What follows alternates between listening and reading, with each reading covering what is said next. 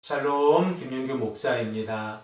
오늘 우리들은 레위기 26장 1절에서 2절의 말씀을 근거해서 축복과 저주의 근본 원칙이라는 제목을 가지고 함께 하나님의 말씀을 생각해 보겠습니다.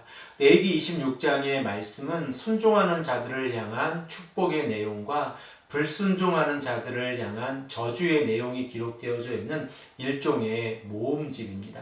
우리가 모세오경의 특징으로 생각해 볼 수 있는 것은 하나님께서 이스라엘 백성들에게 중요한 율법적인 내용을 말씀하시고 난 다음에 축복과 저주의 내용을 말씀하고 계시다는 사실입니다.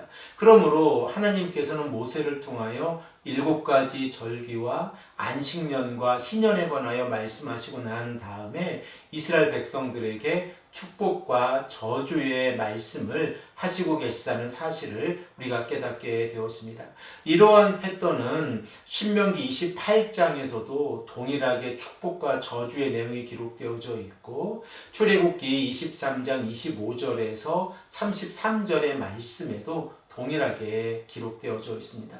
더 나아가서 여호수아 24장 20절의 말씀을 보면 이스라엘의 백성들이 하나님 한 분만을 섬기면 그들이 하나님 앞에서 복된 삶을 살아가지만 만일 그들이 하나님의 복을 받았음에도 불구하고 하나님께 순종하지 아니하고 우상을 섬기게 되어지면 그 받은 복까지 다 거두어 가시겠다라고 말씀하고 계십니다.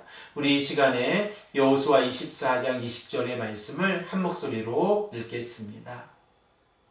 만일 너희가 여호와를 버리고 이방 신들을 섬기면 너희에게 복을 내리신 후에라도 돌이켜 너희에게 재앙을 내리시고 너희를 멸하시리라 하니.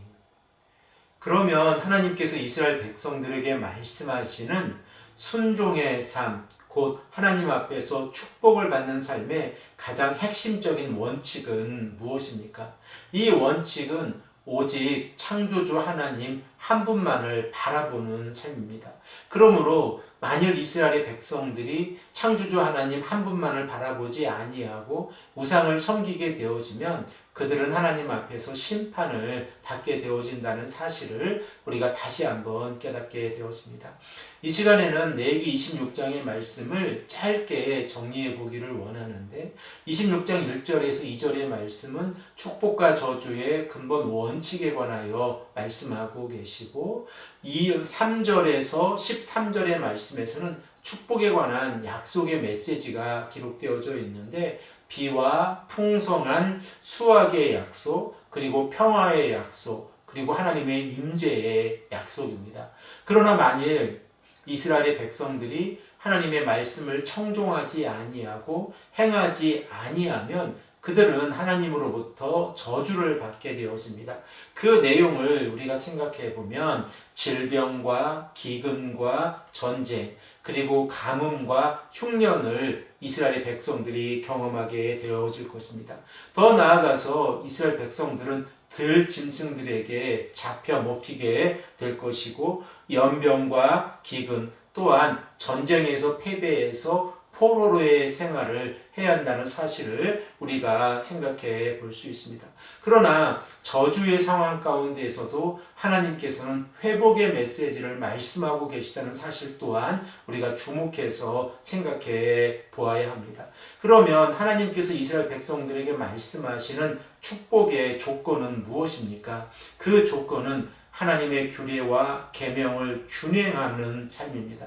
이러한 삶을 살아갈 때에 하나님께서는 이스라엘 백성들을 축복해 주십니다.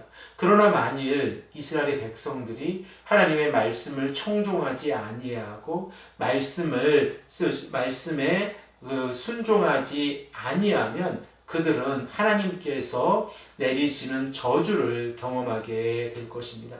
그러므로 이스라엘의 백성들은 여호와 하나님을 경외하고 말씀에 순종하는 삶을 살아가야 합니다. 오늘 본문 말씀 1절에서 2절의 말씀을 보면 하나님께서 말씀하시는 하나님 앞에서 축복을 받는 가장 중요한 원칙을 말씀하고 계십니다. 그러나 만일 이 원칙이 깨어지면 그들은 하나님 앞에서 저주를 받는다는 사실 또한 우리가 생각해 볼 수 있습니다. 우리 이 시간에 본문 1절에서 2절의 말씀을 한 목소리로 읽겠습니다.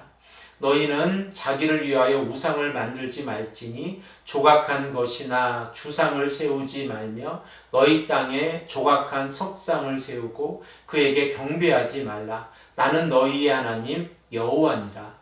너희는 내 안식일을 지키며 내 성소를 경외하라. 나는 여호와니라. 하나님께서 이스라엘 백성들에게 말씀하시는 율법의 가장 근본적인 원칙은 무엇입니까? 바로 창조주 하나님 한 분만을 신뢰하는 삶입니다. 그러나 만일 이스라엘 백성들이 우상을 섬기게 되어지면 그들은 하나님의 심판 아래에 놓이게 되어진다는 사실을 우리가 늘 기억해야 합니다. 그러므로 오늘 본문 말씀 1절의 말씀은 십계명의 첫 번째 계명과 깊은 연결고리가 있습니다. 또한 하나님께서는 2절의 말씀에서 안식일을 지키는 것을 강조하고 계시고 하나님의 성소를 경외하라 라고 말씀하고 계십니다. 우리가 창조주 하나님 한 분만을 섬기며 나아갈 때 우리들의 삶 가운데서 가장 중요한 두드러지게 나타나는 특징은 무엇입니까? 바로 창조주 하나님을 예배하고 하나님의 말씀을 가까이 하는 삶입니다. 그러므로 우리가 하나님 앞에서 우리의 신앙을 점검하고 하나님의 말씀에 순종하는 삶을 살아가기 위해서는 안식일을 거룩하게 지키는, 곧 현대적인 개념에서 주일을 거룩하게 지키고 말씀을 가까이 하며 여호와 하나님을 예배하는 삶이라는 것을 우리가 깨닫게 되어집니다. 우리가 이렇게 말씀에 순종하고 창조주 하나님을 인정하는 삶을 살아갈 때에 하나님께서 우리들의 삶을 지켜주시고 언약의 백성들에게 허락해 주시는 은혜를 경험하게 되어진다는 사실 또한 우리가 깨닫게 되어집니다. 사랑하는 성도 여러분, 우리들이 이 땅을 살아가면서 신앙을 복잡하게 생각할 때가 많이 있습니다. 그러나 하나님께서 우리에게 말씀하시는 신앙은 단순하고 간결하다는 사실을 우리가 다시 한번 깨달아야 합니다. 여호와 하나님을 섬기고 하나님을 예배하는 자들, 하나님께서 그들의 삶을 지켜주시고 채워주십니다. 이 은혜가 이 말씀을 들으시는 모든 성도님들에게 함께 하시기를 간절히 축복합니다. 함께 기도하겠습니다. 아버지 하나님 감사합니다. 오늘도 우리에게 말씀해 주셔서 창조주 하나님을 인정하고 하나님만을 섬기며 예배하는 삶이 얼마나 소중한 삶인지를 깨닫게 하시니 감사합니다. 아버지 하나님, 우리가 말씀에 순종함으로 하나님 앞에서 축복받는 삶을 살아가길 원합니다. 아버지 하나님, 우리가 하나님 한 분만을 섬기게 하시고 예배자의 삶을 살아갈 수 있도록 인도하여 주시옵소서. 감사드리며 사랑이 많으신 예수 그리스도의 이름으로 간절히 기도합니다. 아멘.